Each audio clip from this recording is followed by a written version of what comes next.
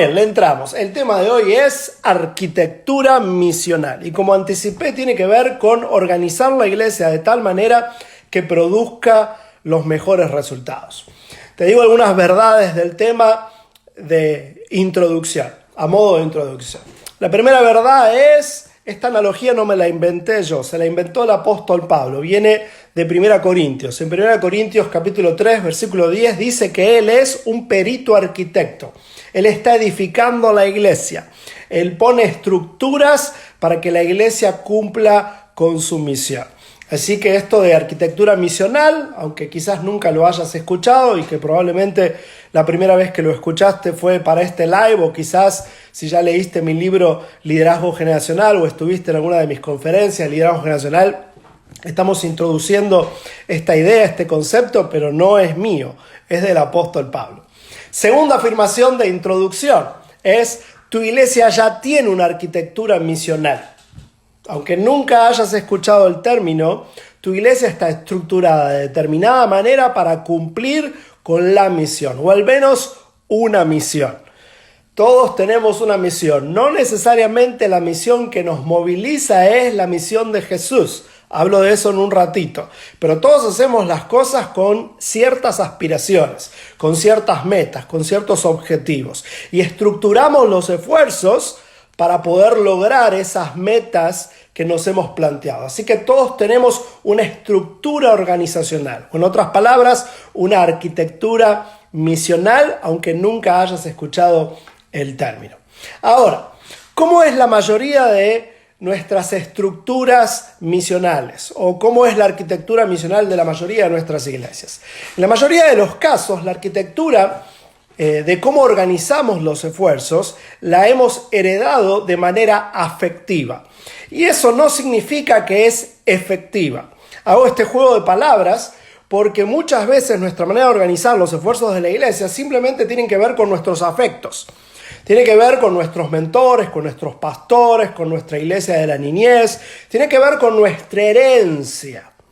O sea, nuestros afectos, al habernos discipulado y mentorearon, modelaron hacer las cosas de determinada manera, pero no necesariamente esa manera que quizás sirvió con nosotros es la manera más eficaz, ni tiene necesariamente que ver con lo que señala la Biblia. Te lo aterrizo. Por ejemplo, si tu iglesia tiene una reunión de jóvenes los sábados a la noche, y una de adoración los domingos a la mañana, y una de evangelismo los domingos en la noche, y una de mujeres los jueves por la tarde, y una de oración los martes por la mañana, esa es una estructura que no viene de la Biblia. Nada de eso está mal, pero en ningún lugar de la Biblia se nos dice que la reunión de jóvenes tiene que ser el sábado en la noche o a qué hora es la reunión. Tampoco se nos habla de cómo dividir las edades. Si tu iglesia tiene el ministerio de niños por un lado y el ministerio de jóvenes por el otro, esa es una arquitectura misional. Y lo más probable es que es una arquitectura misional heredada de tus afectos. O sea, es afectiva, pero no necesariamente efectiva. ¿Por qué? Porque quizás hay otra manera de organizar los esfuerzos, creando, por ejemplo, mejores lazos entre el ministerio juvenil y el ministerio de niños. Esto ya lo he insistido por toda Hispanoamérica y es parte fundamental de lo que hoy estamos enseñando a través de ESES 25. Ese viejo divorcio misional que heredamos del siglo pasado, que por un lado nos tiene trabajando con niños y por el otro trabajando con jóvenes, pero sin una buena transición de un ministerio al otro, no viene de la Biblia, simplemente viene de nuestra herencia del siglo pasado. Las iglesias del siglo pasado organizaban los esfuerzos de esa manera, y nosotros lo seguimos haciendo de la misma manera porque es afectivo nuestro acercamiento.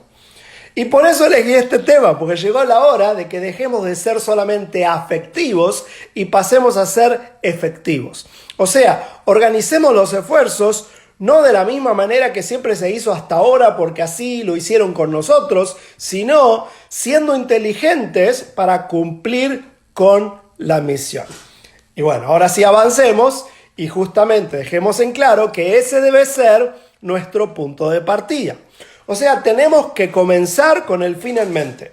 ¿Qué queremos lograr? Es la gran pregunta. Y la pregunta, desde la perspectiva bíblica, debe ser hecha en torno a qué quiere Dios que logremos, no qué queremos lograr nosotros. Bueno, obviamente podemos resumir la misión de la iglesia, según el mismo Jesús, en el gran mandamiento y la gran comisión.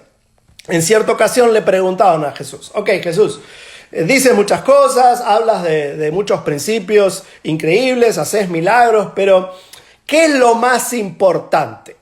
Y Jesús responde con el Shema, Deuteronomio 6, amarás al Señor tu Dios con todo lo que sos y amarás a tu prójimo como a ti mismo. Y resume eso o lo cierra diciendo, en estas verdades se cumplen la ley y los profetas. O sea, todo lo demás se resume aquí. Bueno, ¿algo más Jesús? Bueno, evidentemente sí, porque luego, antes de la ascensión, nos deja lo que conocemos como la gran comisión. Por tanto, vayan y hagan discípulos. Bauticen en el nombre del Padre, el Hijo y del Espíritu Santo y enséñenles a obedecer. Quizás nosotros perdimos de vista qué es lo que había que enseñarles a obedecer a las personas, pero los discípulos tenían muy fresco eso porque Jesús lo repetía continuamente. La Shema, amarás al Señor tu Dios por sobre todas las cosas y amarás a tu prójimo como a ti mismo. Así que, ¿cuál es la misión de la iglesia? Hacer discípulos que amen a Dios por sobre todas las cosas y amemos al prójimo como nosotros mismos. Ahí se cumplen la ley y los profetas. Porque cuando realmente amamos a Dios, obedecemos su voluntad. Cuando realmente amamos a Dios, amamos a las personas porque entendemos su amor por las personas. Entendemos que de tal manera amó Dios al mundo que envió a Jesús para que nadie se pierda una vida con él. Y entonces todo lo que hacemos es en función de que más personas amen a Dios por sobre todas las cosas. Ahora, decir eso suena muy simple, pero muchas veces lo perdemos de vista. Por eso, aunque nadie lo va a confesar quizás en voz alta, lo que a veces sale a la luz es que nuestras estructuras misionales u organizacionales están delatando que la verdadera intención, por ejemplo, de muchas iglesias es llenar templos. Por eso muchos se encuentran en un proceso de reorganización y replanteo con esta circunstancia del COVID-19. Porque como ya no podemos ir al templo, parece que se nos desdibujó la misión. Pero la misión no era llenar el templo. ¿Y por qué digo eso? Bueno, digo eso porque hablo con líderes continuamente. Muchos de ustedes saben, hago consultoría con pastores y equipos ministeriales de todos los países y de todos los tamaños y estilos de iglesia continuamente. Y muchas veces noto que la mayor parte de la energía de los equipos ministeriales se va en elegir quién predica, quién dirige la alabanza, o sea, en las liturgias. El punto es que el culto sea atractivo. Y obviamente queremos que el culto sea atractivo, pero atención, mis queridos, la misión no era hagan cultos y que las reuniones sean atractivas y que el templo se llene. La misión era hacer discípulos. Por eso, lo más importante es definir claramente la misión, para luego discernir cuál es la mejor estructura para este tiempo de la historia y en el lugar donde Dios te puso. Porque aquí viene una gran noticia. No hay una sola estructura perfecta. Lo que es sagrado es la misión. La estructura, cómo organizamos los ministerios, cuáles son los horarios de las reuniones e incluso cuáles son las liturgias que utilizamos para alcanzar la misión, son circunstanciales y contextuales. Si alguno tiene alguna duda, busca una liturgia perfecta en la Biblia y no la va a encontrar.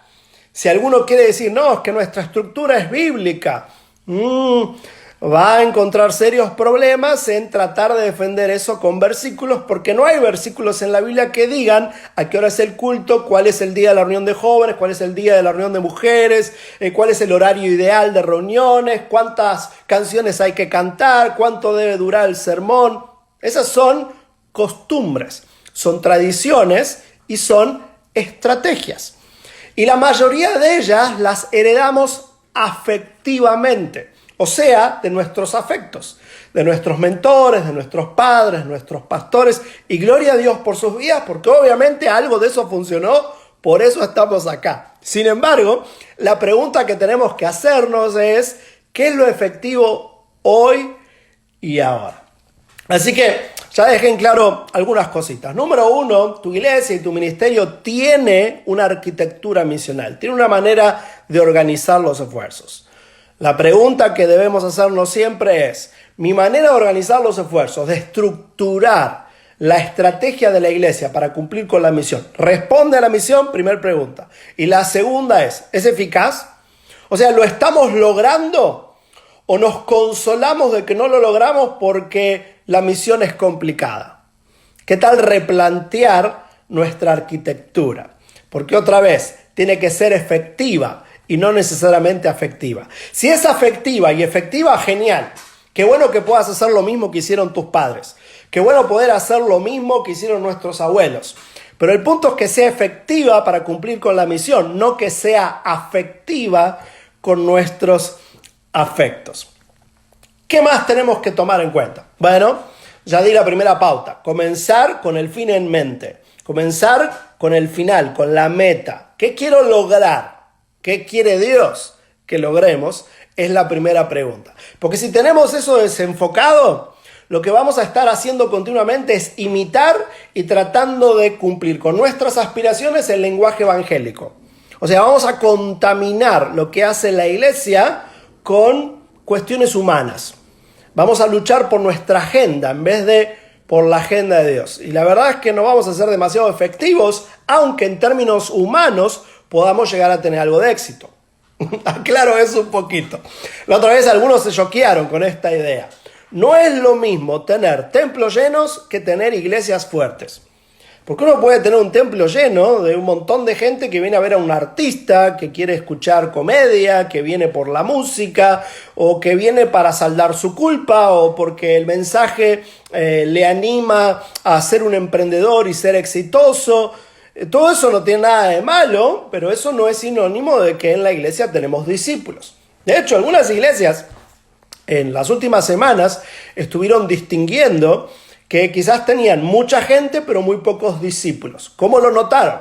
Bueno, los discípulos ofrendan, los discípulos están involucrados, los discípulos se conectan con otros discípulos, los discípulos están animando y apoyando al pastor, los asistentes simplemente consumen reuniones. ¿Qué estamos intentando lograr? ¿Hacer discípulos o llenar templos? Bueno, esa pregunta la tiene que responder cada uno. Muy bien, me detengo a algunas preguntas antes de seguir. Iba a seguir. Repito, a todos los que me hacen preguntas, ahí rápido no hago tiempo de verlas todas. ¿Crees que lo que está pasando es una persecución específica a la iglesia? Oh, no, para nada. Persecución. Estamos muy lejos de que haya una persecución. En las persecuciones los cristianos terminaban en la cárcel, sufrían. Lo único que no tenemos es permiso para volver al templo, pero no tenemos problemas en confesar nuestra fe, llenar las redes sociales de videos con testimonios. Tenemos un montón de cosas para hacer discípulos de Jesús. Eventualmente vamos a poder volver a los templos. Y obviamente cada ciudad, cada país es diferente porque tiene que ver con administración de un problema de salud, tiene que ver con posibilidades sanitarias en cada ciudad, el que se dé permiso o no se dé permiso. Así que no, estamos muy lejos de una persecución. Persecución hubo en la Segunda Guerra Mundial, obviamente la iglesia primitiva sufrió persecución, en el mundo comunista hace 50 años atrás había persecución. Todavía estamos muy lejos de eso. Lo vas a grabar, va a quedar en IGTV por un rato. A ver, si en la iglesia no hay visión clara, no hay crecimiento y siempre se vuelve a lo tradicional. Bueno, por eso es tan importante este tema. Tenemos que saber por qué hacemos las cosas. En el libro Liderazgo Generacional escribí algo que a muchos les llamó la atención. Hay algo peor que no saber hacer las cosas y es no saber por qué las hacemos. Tristemente, muchas veces hablamos de cómo hacer mejor lo que ya hacemos y hacemos renovaciones estéticas de lo que ya hacemos. Ya bromeé con esto y en realidad no es tanto broma, sino una observación de la realidad. Creemos que renovar la iglesia es que antes usábamos traje, después nos sacamos la corbata y ahora usamos skinny jeans. Antes cantábamos himnos con himnario, después cantamos la de Marcos Witt y ahora cantamos la de Hilson. Y creemos que eso es renovar la iglesia. Sin embargo, tu iglesia puede estar vestida de skinny jeans, con luces de colores, cantar música rock y ser increíblemente tradicional, porque lo que hacemos es simplemente un culto tradicional. Nos paramos para cantar, nos sentamos, nos paramos para cantar, nos sentamos, nos paramos para cantar, nos sentamos, y luego viene el discurso de 40 minutos, o 30 minutos si somos más modernos. Pero esa es una liturgia increíblemente tradicional que de hecho viene de la Edad Media. Lo único que hicimos fue cambiar la ropa y los ritmos musicales. No tiene nada de malo, no se me ofendan. Pero la iglesia necesita más que una renovación estética. Necesita que repensemos la estructura para cumplir mejor con la misión. E insisto, según Jesús, la misión no es llenar el templo. Si lo que vos querés es llenar el templo, te lo hago simple y terminamos la conversación. Tu templo tiene que estar en una avenida principal de una ciudad grande. Tiene que ser fácil el acceso. De hecho, en una ciudad grande es importante que haya donde estacionar, porque en el mundo de hoy, si la gente no encuentra cómo estacionar y no llega al transporte público, no vas a tener la iglesia más grande de la ciudad. Siguiente, el mensaje no tiene que tener demasiada carga moral, porque si la gente se siente culpable, no vuelve. Y obviamente la producción tiene que ser óptima. Pregunta, no estoy siendo irónico, ¿algo de eso está mal? No, son oportunidades que tenemos en una iglesia grande, en una ciudad grande y que queremos que sea contemporánea. Pero el punto no es llenar el templo, el punto es hacer discípulos. Entonces la pregunta es, ¿estamos haciendo discípulos que maduren en su fe, que como dice Efesios, crezcan conforme a la estatura de la plenitud de Cristo? Por eso nuestras estructuras deben ser repensadas en función de la misión. Segunda pauta. Ahí te va. Lo primero es clarificar continuamente la misión. Lo segundo, respetar el diseño de Dios. Respetar el proceso de maduración humana. Antes te mencioné un ejemplo que para nosotros es uno de los hitos que destacan a ESES 25. Cuando éramos especialidades juveniles, entrenábamos a los líderes jóvenes porque yo concebía que Ministerio de Jóvenes y Ministerio de Niños eran dos cosas completamente divorciadas y distintas. Luego, por gracia de Dios, me puse a investigar neurociencia, el Señor me habló, me puse a hablar con distintas personas y me di cuenta, ese para mí era un paradigma afectivo. Yo había heredado esa distancia entre el Ministerio de Niños y el Ministerio de Jóvenes y decidí que mi acercamiento tenía que ser efectivo y no afectivo. Por lo tanto, lo que hicimos fue ampliar la misión o la visión o el trabajo o la influencia de especialidades juveniles a especialidades 6-25. Conectamos el Ministerio de Niños con el Ministerio de Jóvenes para crear mejores transiciones. Y de hecho, hice todavía más intencional que debemos distinguir mejor a qué nos referimos cuando decimos jóvenes o juveniles. En muchas iglesias decimos jóvenes y estamos hablando de los de 13 y los de 34 que todavía no se casaron. Y obviamente, cuando no sabemos con quién tratamos, ni los de 34 ni los de 13 van a estar cómodos. De hecho, en muchas iglesias, el mayor punto de pérdida de los hijos es justamente en esa etapa de la preadolescencia. ¿Por qué? Por este divorcio de arquitectura misional que tenemos entre Ministerio de Niños y Ministerio de Jóvenes.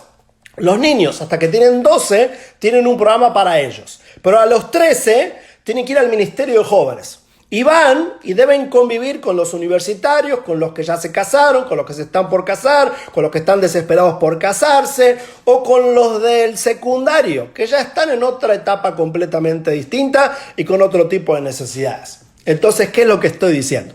Para estructurar mejor nuestros esfuerzos, tenemos que respetar mejor las etapas del desarrollo. En síntesis, respetar mejor el diseño de Dios de la maduración humana.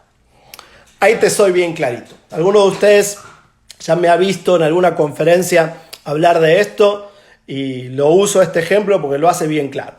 Esta es la arquitectura misional de la mayoría de nuestras iglesias en Hispanoamérica. Tenemos Un pastor que cree que su función principal es enseñarle la Biblia a los adultos y le da la espalda al trabajo con nuevas generaciones, porque afectivamente desde el siglo pasado aprendió que su prioridad deben ser los adultos. Porque de alguna manera el paradigma heredado es que si trabajo bien con los adultos, los buenos adultos traen a sus hijos. Sin embargo, hoy deberíamos darnos cuenta que la familia promedio no funciona así, sino al revés. Los padres invertimos en el desarrollo de nuestros hijos. Así que vamos y ponemos dinero incluso a donde nuestros hijos pueden florecer. Así que bueno, este no es mi tema ahora, así que lo dejo para otra ocasión o léelo en el libro Liderazgo Generacional. Pero vuelvo a el tema de arquitectura. Entonces, el pastor trabaja con adultos y su esposa trabaja con niños, que tienen niños pequeños, y luego se gradúa al Ministerio de Mujeres cuando sus hijos ya pasaron hacia la adolescencia. Del otro lado, tenemos una mujer a cargo del Ministerio de Niños, que nadie dice esto en voz alta, pero solemos asumir que trabajar con niños es cosa de mujeres. Y en el medio tenemos una bola de edades que llamamos el Ministerio Juvenil, que incluye la preadolescencia, la adolescencia y la juventud. En algunas iglesias, gracias a Dios, hace algunos años empezamos a discernir que era distinto hablar de jóvenes y de adolescentes, pero todavía no tenemos en claro qué es la preadolescencia. Si son los niños más grandes o son los adolescentes más pequeños. Y en muchas iglesias no tenemos un ministerio específico con ellos. Así que esta es la arquitectura que heredamos del siglo pasado.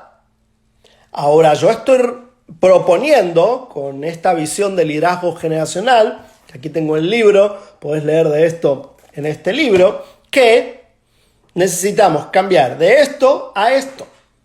Necesitamos pastores con una visión intencional del trabajo con nuevas generaciones. Una pastoral inteligente de la juventud, que es distinta a una pastoral inteligente de la adolescencia, que es distinta a una pastoral inteligente de la preadolescencia y que es distinta a una pastoral inteligente de la niñez. Pero con buenas transiciones desde una etapa a la siguiente. Sin baches, sin este típico divorcio que está en la mayoría de nuestras iglesias, o este otro típico divorcio. El divorcio entre Ministerio de Niños y Ministerio de Jóvenes, o Ministerio de Nuevas Generaciones y el mundo de los adultos. Pero falta algo más. Tenemos que aprender a sumar las fuerzas de la familia en cada una de las etapas. Por eso es que con ESES 25 ahora hacemos materiales para los padres y que todos nuestros materiales de enseñanza bíblica, sea para la escuela dominical, para el ministerio juvenil, de adolescentes, preadolescentes y sobre todo de niños, tienen un material para el altar familiar. O sea, le damos herramientas a los papás para acompañar lo que pasa en la iglesia. Si somos honestos, en la mayoría de nuestras iglesias, lo que hacen los padres y lo que sucede en el templo son dos esfuerzos completamente paralelos.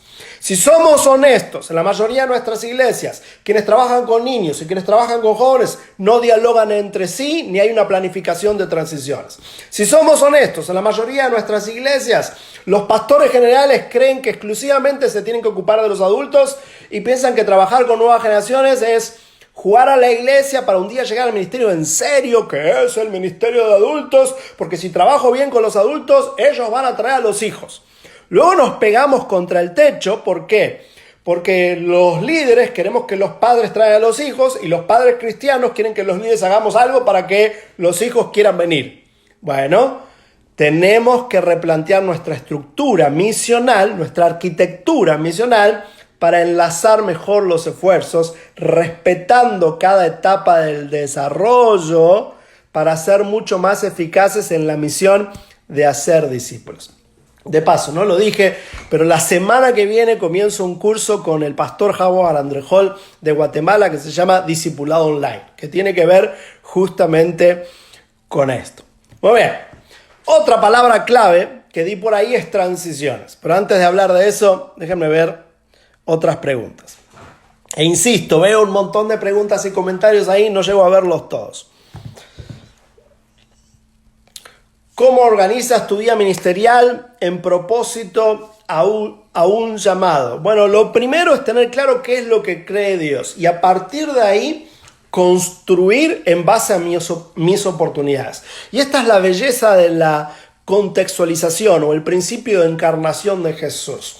La arquitectura de tu ministerio no tiene por qué parecerse a la mía. Lo que compartimos es la misión, pero la manera de organizar los esfuerzos tiene que ver con un tiempo y un lugar, tiene que ver con un contexto.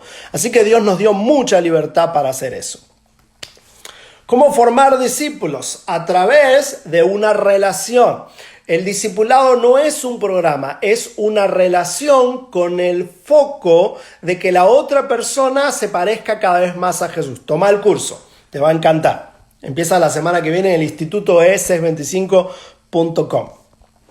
¿Cómo iniciar ese cambio de lo afectivo a lo eficaz? Bueno, replanteando paradigmas, con discernimiento de qué es sagrado y no debemos cambiar y qué simplemente es una cuestión de formas y de estructuras. Ahora, una vez que entendés eso, te va a llevar un tiempo evangelizar a otros con la idea, porque tristemente los seres humanos somos mucho más tradicionales de lo que sabemos. El poder de la tradición es muy, pero muy fuerte. Hay muchas cosas que no vemos simplemente porque afectivamente las consideramos importantes. Y por eso es importante estudiar. Así que no sé si ya leíste el libro Liderazgo Nacional, pero léelo rápido, compartilo con tu equipo de líderes. Si sos el pastor, sos el primero que tiene que leerlo. Y si no sos el pastor, léelo, pero regaláselo pronto al pastor. ¿Está bien usar las redes sociales con los adolescentes? ¿Y por qué no? La verdad es que no se me ofenda a nadie, pero la pregunta de ¿está bien o está mal? Es una pregunta infantil. Hay un montón de cosas que no es que está bien o está mal, es qué es lo mejor en mi contexto para estas personas, qué necesitan, qué medio puedo utilizar.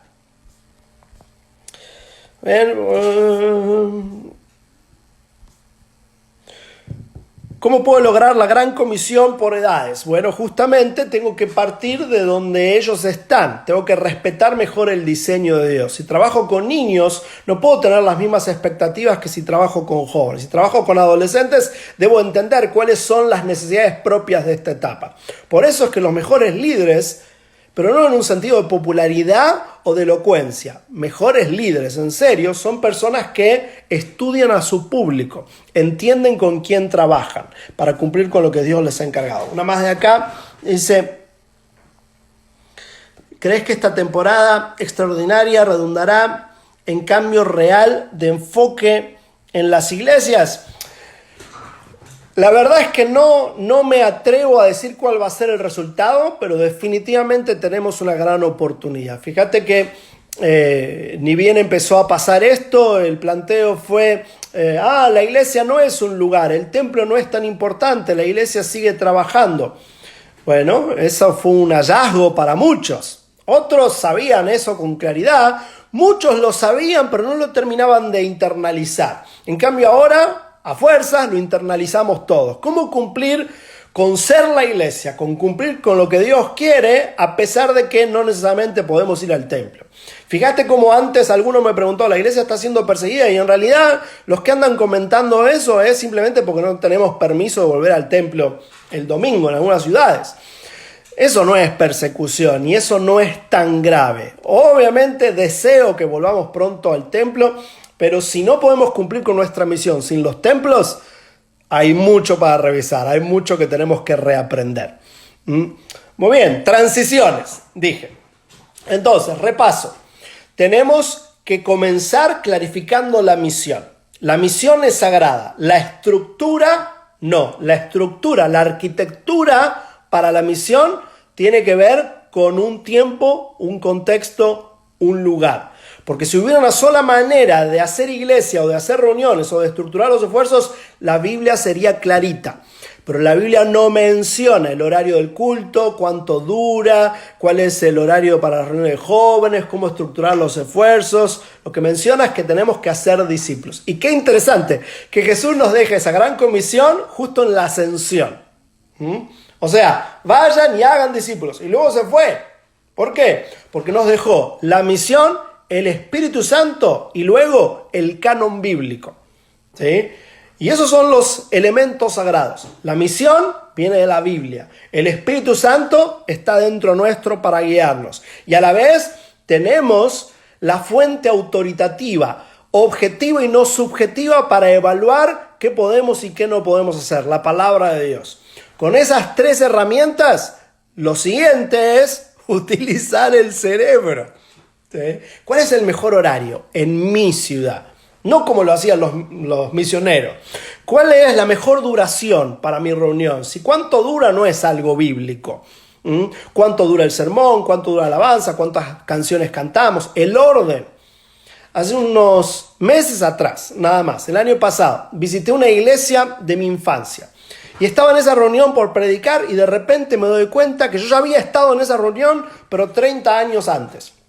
¿Por qué? Porque me di cuenta que el orden era el mismo. Primero 3 canciones rápidas. Después 3 canciones lentas y los anuncios. Luego otra canción lenta y la ofrenda. Luego otra canción lenta y ahora venía el sermón.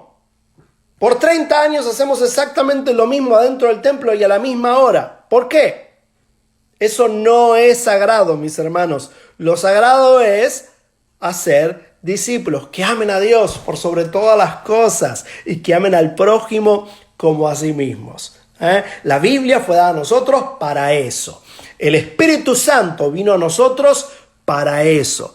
Y tenemos el cerebro y nuestra responsabilidad humana para lograr eso. Por eso estructuremos nuestros esfuerzos de tal manera que respondamos a lo que Dios nos ha encargado.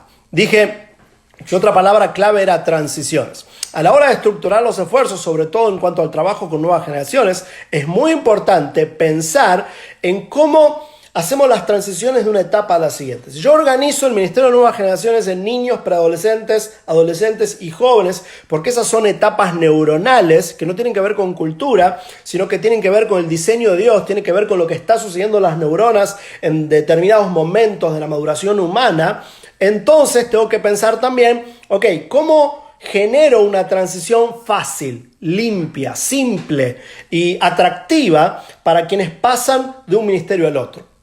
Si somos sinceros, en muchas iglesias nunca se piensa en eso y de hecho es una zona conflictiva.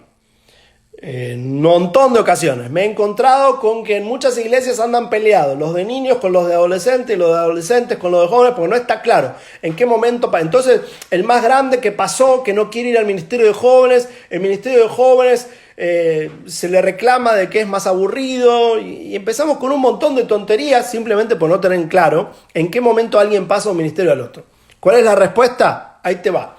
Graduaciones y bienvenidas siempre en el mismo periodo, con claridad, así como hacen las categorías deportivas, así como hace la escuela, que no es que de repente uno cumple años y pasa de grado, hay ciclos. Hay planificación anual. Y cuando se termina el ciclo, tiene que haber una graduación, una celebración, un festejo. ¡Qué bueno! Ahora vas a pasar al siguiente ministerio. Y luego tiene que haber un comienzo de clases, una bienvenida. Para que ellos no es que aparecen de repente de un ministerio al otro y cambiaron de líderes y tienen que cambiar de amigos de manera forzada porque cumplieron años. No, tiene que estar clarito. Y esa bienvenida es súper importante. Entonces, ¿cómo son las transiciones? Graduaciones y bienvenidas en ciclos claros. Eso es más fácil para los que participan de las transiciones y aún para que los ministerios no compitan entre sí, sino que colaboren. Viste que no era tan difícil, simplemente había que poner el palo en la rueda y repensar cómo estructuro mis esfuerzos. Bueno, voy terminando, hago una serie más de preguntas y luego digo algo de los edificios, me parece importante.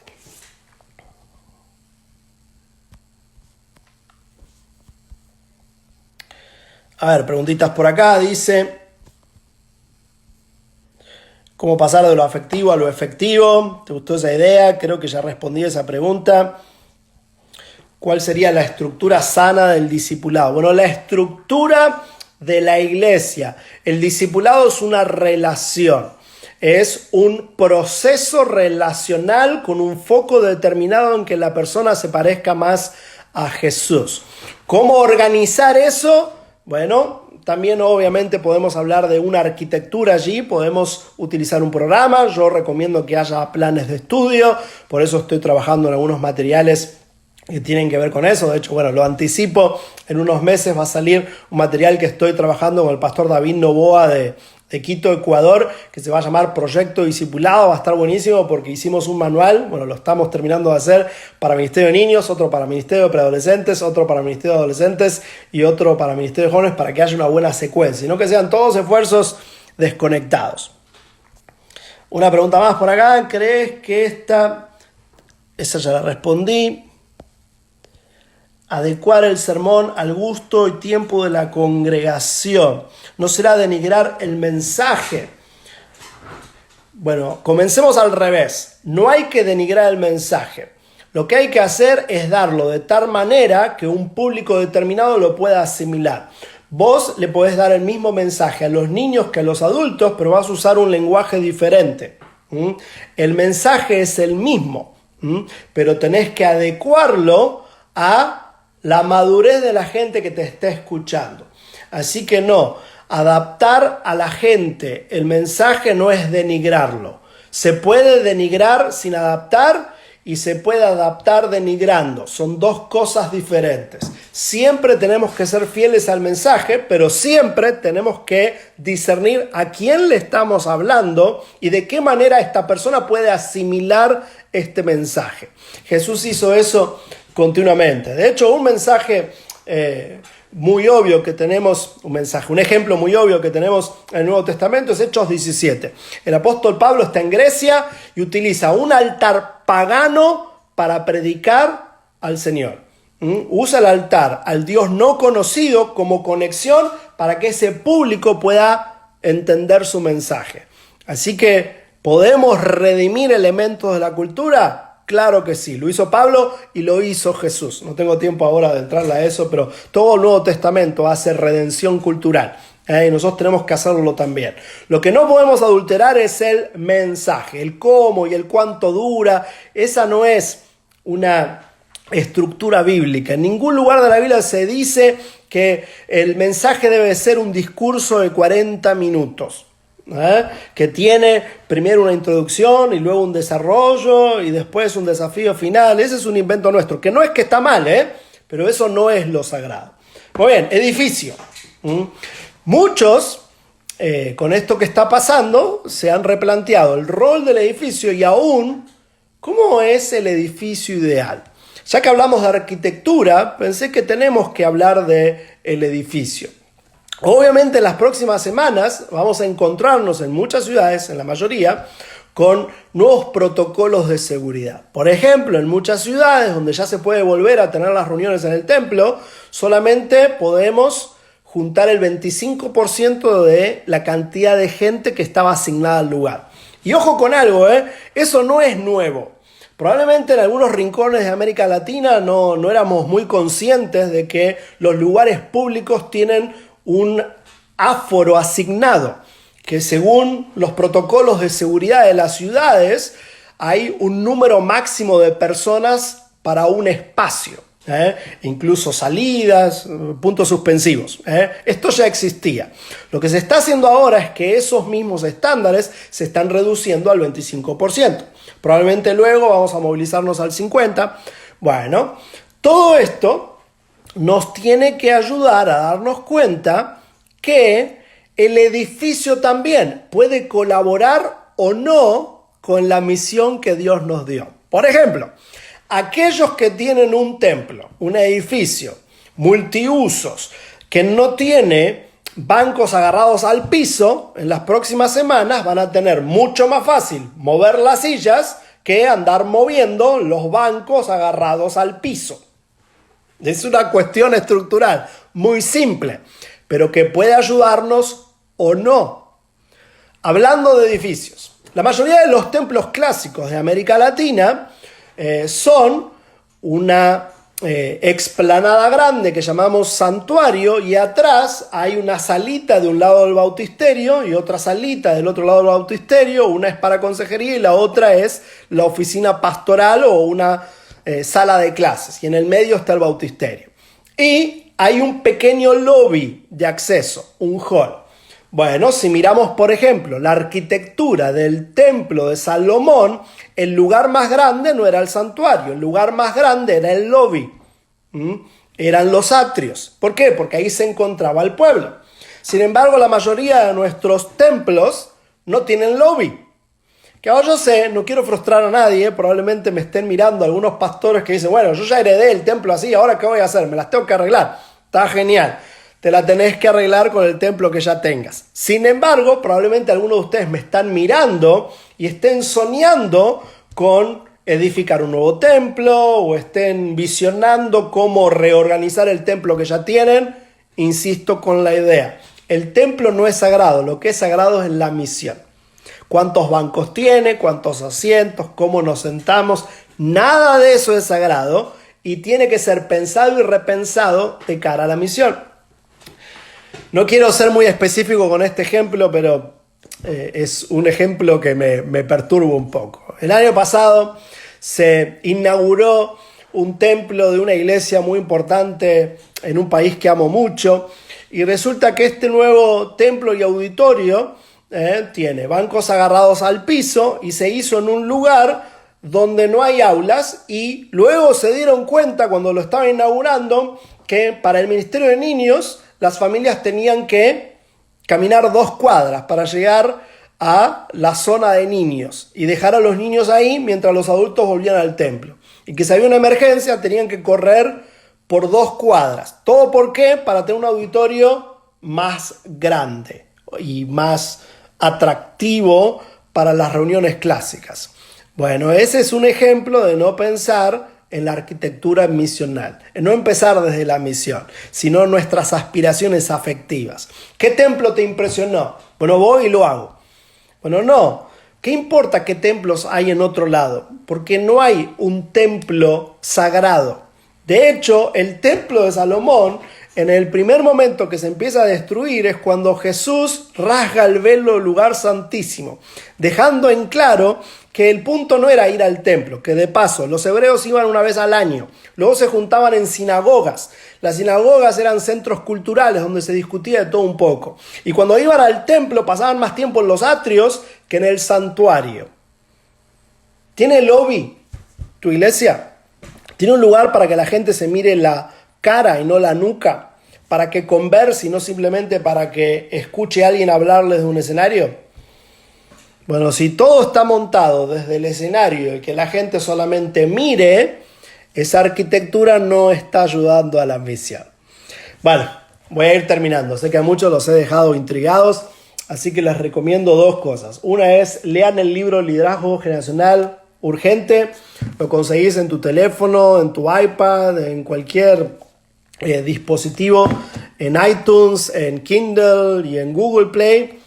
Y también te invito a tomar el curso de discipulado que va a empezar en el Instituto E625 la semana que viene. En resumen, lo que dijimos es, tu iglesia ya tiene una arquitectura misional. Llegó la hora de repensar si cómo organizamos los esfuerzos nos ayuda a cumplir con la misión o no. Paso siguiente, recordemos la misión. Comencemos desde el fin. ¿Qué queremos lograr? ¿Qué quiere Dios que logremos? Porque eso es sagrado. ¿A qué hora es el culto? ¿Cuánto dura? ¿Cómo dividimos los ministerios? ¿Cuál es el día de reuniones? Todo eso es un invento nuestro. Son estrategias y tenemos libertad para cambiarlas. Nada de eso es sagrado. Volver a la senda antigua no es volver a las costumbres del siglo pasado. Es volver a los principios sagrados de Dios revelados en su palabra que tienen miles de años. ¿Renovemos la liturgia? Claro que sí, pero no nos quedemos solamente en los cambios estéticos. Necesitamos mejorar nuestras estructuras. Necesitamos que nuestras estructuras colaboren con nuestros esfuerzos, porque ni siquiera se trata de esforzarnos más, se trata de ser más eficaces. Pensá por un momento, ¿no sería mejor lograr mejores resultados con menos esfuerzos? Bueno, muchas veces nos esforzamos más porque no tenemos las estructuras correctas. Que el Señor te bendiga y sigamos pensando y aprendiendo juntos. Chao.